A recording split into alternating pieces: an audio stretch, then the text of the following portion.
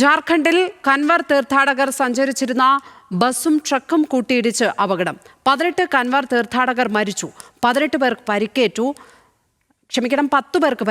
ജാർഖണ്ഡിലെ ദേവ്നഗർ ജില്ലയിലാണ് അപകടം ഉണ്ടായത്. വിവരങ്ങളുമായി അഖില രവീന്ദ്രൻ ചേരുന്നു. അഖില, ഈ അപകടവുമായി ബന്ധപ്പെട്ട് പുറത്തേക്ക് വരുന്ന വിവരങ്ങൾ എന്തൊക്കെ? എത്ര മണിയോടെയാണ് അപകടം ഉണ്ടായത്? ലക്ഷ്മി, ജാർഖണ്ഡിൽ 18 കൻവാർ യാത്രക്കാണ് ഇപ്പോൾ അപകടത്തിൽ മരിച്ചിരിക്കുന്നത്. പുലർച്ചെ 4:30 ഈ അപകടം ഉണ്ടായത്. ബസും ട്രക്കും കൂട്ടിയിടിച്ചാണ് അപകടം ഉണ്ടായതെന്നാണ് പ്രാഥമികമായി ലഭിക്കുന്ന വിവരം.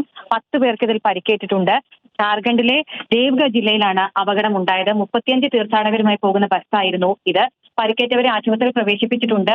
മരിച്ചവരുടെ പോസ്റ്റ്മോർട്ടം നടപടികൾ പുരോഗമിക്കുകയാണ്. നമുക്കറിയാം, ശ്രാവണ മാസത്തിലാണ് ഈ ചടങ്ങ് നടക്കുന്നത്.